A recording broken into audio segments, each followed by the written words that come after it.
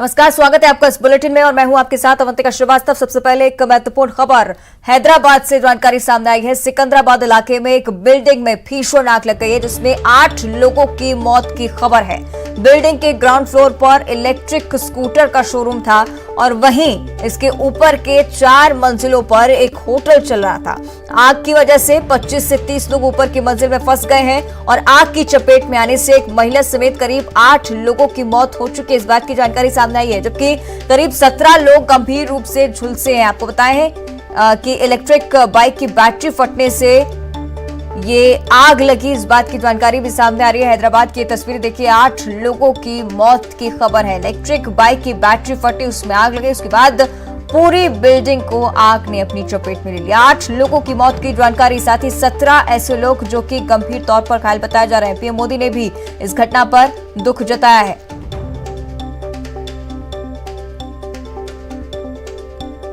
Building में भीषण आग लग गई, 8 लोगों की मौत की खबर है, साथ ही 17 लोग गंभीर रूप से बीमार अस्पताल में जिन्हें भर्ती कराया गया। इलेक्ट्रिक बाइक की बैटरी जो फटी, उसके बाद भीषण आग इस बिल्डिंग में लग गई।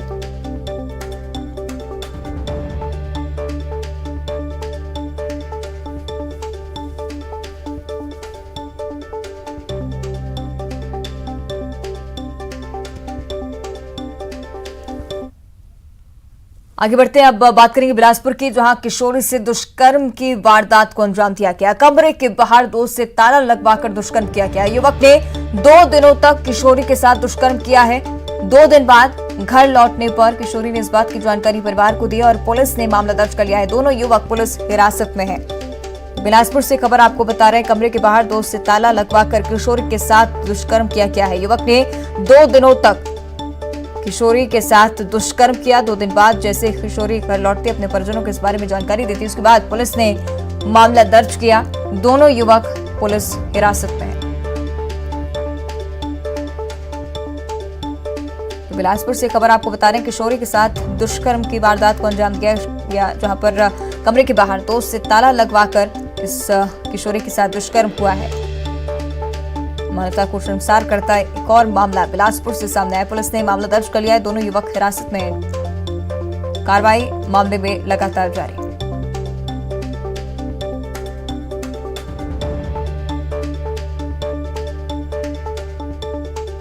तो बिलासपुर से जानकारी सामने आई है, कमरे के बाहर दोस्त से ताला लगवाकर इस युवक ने किशोरी से दुष्कर्म किया। चलिए ज्यादा जानकारी हम लेंगे सहयोगी विनोद हमारे साथ फोन लाइन पर जुड़ रहे हैं। विनोद, क्या कुछ जानकारी इस घटना पर? देखिए, बिला थाना क्षेत्र का मामला है, जहां पर कि 2 युवकों ने एक किशोरी को, जो कि 15 साल की बताई जा रही है, उसको पहले तो अपहरण किया, घर के पास में ही एक कमरे में ले जाकर के बंद कर दिया। जो दूसरा दोस्त था वो निगरानी करता रहा और 2 दिनों तक जो व्यक्ति है, जो आरोपी है, वो उसके साथ दुष्कर्म करता रहा। परिजन ने इस दौरान थाने में उन्होंने रिपोर्ट भी लिखाई, गुमशुदगी की और घर घर वो तलाशी भी करते रहे।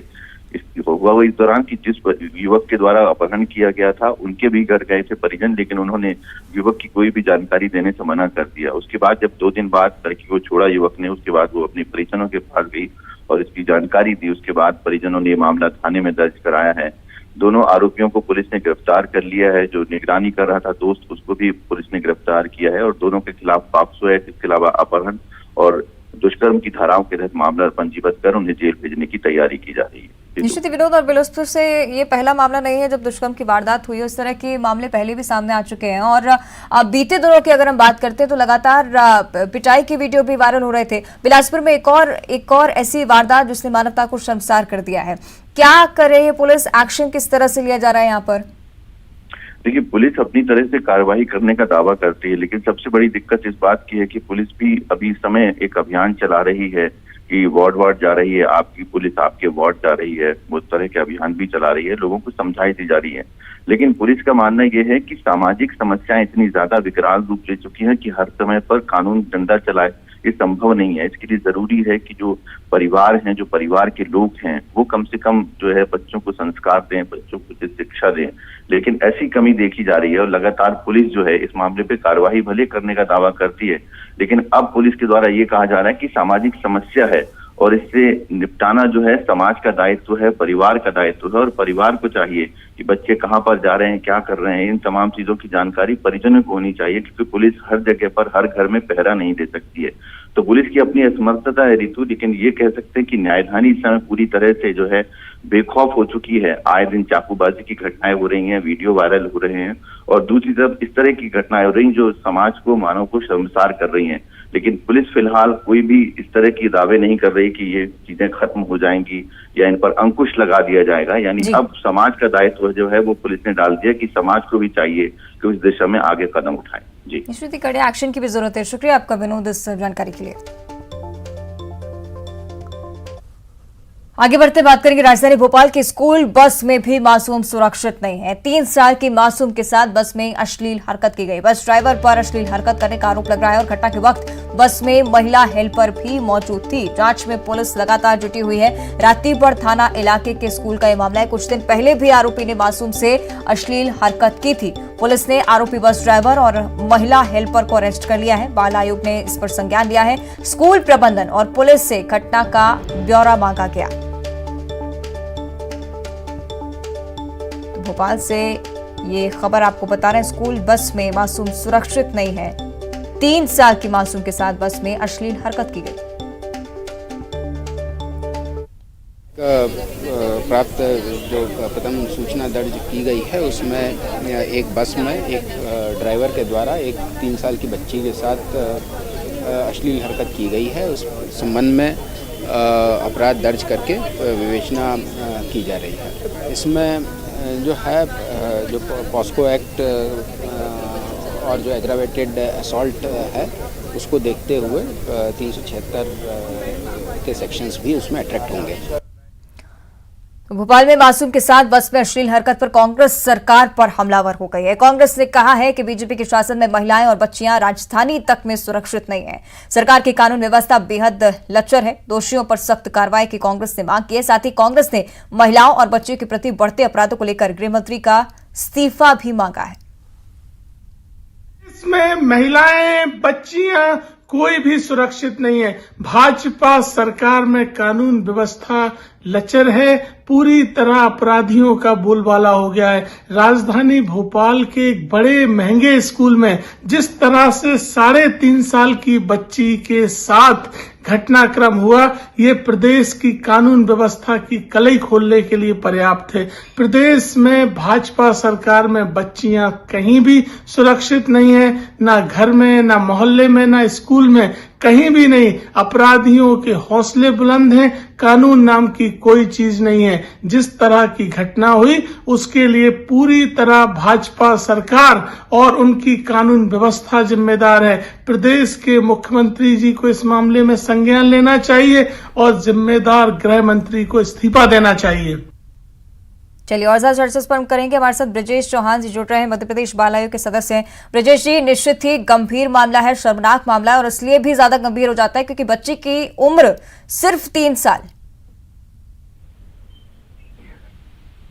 हेलो ब्रजेश जी, सुन पा रहे हैं आप मुझे? जी हाँ, मैं सुन पा रहा हूँ। अवंतिका जी, निश्चित तौर पर ये बेहद दुर्भाग्यपूर्ण दुखद मामला है और लगातार स्कूलों के को हम निर्देश देते रहते हैं, चाहे वो ट्रैफिक की व्यवस्था को लेकर, परिवहन व्यवस्था को लेकर कि बसों में सीसीटीवी होना चाहिए, ड्राइवर कंडक्टर का वेरिफिकेशन होना चाहिए।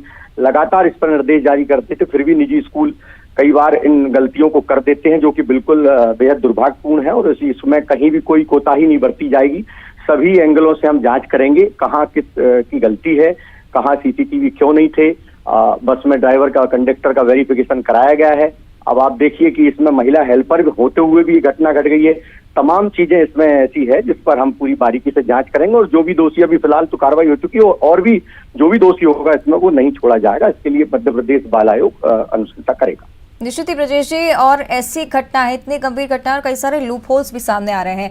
हालांकि इस तरह का पहला मामला नहीं है, राजधानी भोपाल में इस तरह के कई सारे मामले सामने आते रहे हैं और जो स्कूल भी है वो भी भोपाल का नामी ग्रामी स्कूल है। हालांकि किस तरह से आप चाहते हैं कि इससे बचा जाए और कैसे आप सख्त कदम इस पर उठा सकते हैं? जी, वैसे तो हम लगातार देखिए परिवहन व्यवस्था को लेकर लगातार हम सजग रहते हैं। इसको लेकर हमने 1 महीने पहले ही एसओपी जारी की है।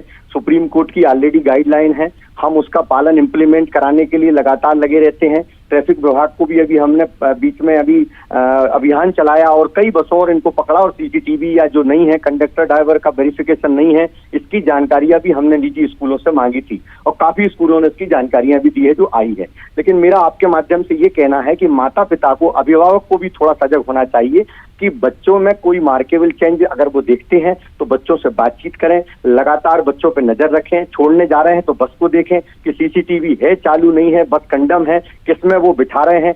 केवल स्कूल की या बाकी सब लोगों की जवाबदारी तो बनती, लेकिन माता पिता को थोड़ा बच्चों के प्रति भी ध्यान रखना चाहिए। कई बार माता पिता भूल जाते हैं बच्चों को एडमिशन दिला के कि भाई ठीक है, हमने बच्चों को स्कूल भेज दिया है, वो वहां सुरक्षित होंगे। लेकिन मेरा ये कहना है कि माता पिता को भी थोड़ा सा सजग रहना चाहिए, अवेयर रहना चाहिए और ये ध्यान रखना चाहिए कि बच्चा हमारा जिस गाड़ी से, जिस वाहन से जा रहा है, वो वाहन किस तरीके का है, किस उसमें सीसीटीवी या ड्राइवर या कंडक्टर या कौन कौन बैठे हैं, थोड़ा सा समझ में आ जाता उस समय। तो ये सब मैं आपके माध्यम से कहना चाहता हूं कि इन सबको भी इस बात का ध्यान रखना चाहिए। बाकी तो ये घटना दुर्भाग्यपूर्ण है, निश्चित तौर पर दोषियों पर कार्रवाई होगी। ठीक है ब्रजेश जी, उम्मीद भी हमारी यही है कि कड़ी से कड़ी कार्रवाई इस मामले में हो। और ये थे ब्रजेश चौहान, मध्य प्रदेश बाल आयोग के सदस्य, जिन्होंने कहा है कि अभिभावकों को भी थोड़ा सा अवेयर रहने की जरूरत है कि किस बस के जरिए उनके बच्चों को स्कूल तक ले जाया जा रहा है। हालांकि कड़ी से कड़ी कार्रवाई का भरोसा भी ब्रजेश चौहान ने दिलाया है और उम्मीद भी यही कि कड़ी से कड़ी कार्रवाई इस मामले में हो।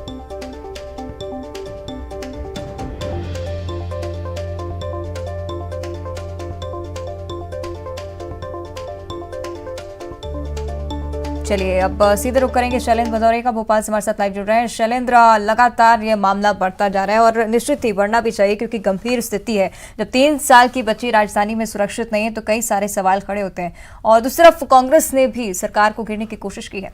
शैलेंद्र, बिल्कुल, जिस तरीके से हाल ही में जिस तरीके एनसीआरबी के आंकड़े आए थे उसके बाद से कांग्रेस लगातार इस बात को लेकर प्रदेश सरकार पर हमलावर है कि प्रदेश में महिला संबंधी अपराधों में तेजी से इजाफा हो रहा है। न केवल पिछड़े इलाकों में बल्कि पॉश इलाकों में भी लगातार अपराध बढ़ रहे हैं और इस घटनाक्रम के बाद अब कांग्रेस को और ज्यादा मौका मिल गया है क्योंकि ये पूरा घटनाक्रम मध्य प्रदेश की राजधानी भोपाल से सामने आया और भोपाल से भी एक सबसे पॉश स्कूल के सामने आया जहां पर महंगी फीस ली जाती है और ये दावा किया जाता है कि वहां बच्चे जो है पहुंचेंगे तो सुरक्षित रहेंगे। लेकिन ऐसे में जो स्टाफ है उसके द्वारा ही अगर बच्ची से इस तरह की अश्लील हरकत की जाती है और वो भी तब जब एक महिला हेल्पर उस बस में मौजूद रहती है और केवल घटनाक्रम को एक बार नहीं बल्कि बार बार अंजाम दिया जाता है। मासूम ने जब अपने परिजनों को बताया उसके बाद ये पूरा मामला संज्ञान में आया है। अब दोनों आरोपियों के खिलाफ मामला दर्ज कर उनकी गिरफ्तारी कर ली गई है। लेकिन कांग्रेस जो है लगातार सवाल खड़े कर रही है और कह रही है कि भले ही मध्य प्रदेश सरकार प्रदेश में अच्छी मजबूत कानून व्यवस्था की बात करती हो लेकिन इस तरह की जो घटनाएं हैं वो उनके दावों की पोल खोलने के लिए काफी और यही कारण है कि अब कांग्रेस ने प्रदेश के मुखिया से मांग की है कि वो इस मामले में गंभीरता से कार्रवाई करें। इसके साथ ही जो प्रदेश के गृह मंत्री हैं उनके भी इस्तीफे की मांग जो है कांग्रेस की तरफ से की गई है। चूंकि अभी कांग्रेस की तरफ से लगातार जो पहले भी इस तरह के जितने भी घटनाक्रम सामने आए उसको लेकर प्रदेश सरकार को लगातार घेरा जा रहा है और उन सबके पीछे उद्देश्य है कि इस तरह की जो घटनाक्रम सामने आते हैं उन पर लगाम लगनी चाहिए। जी, देखना होगा शैलेंद्र किस तरह का एक्शन सरकार की तरफ से इस पर लिया जाता है। शुक्रिया आपका इस पूरी जानकारी के लिए।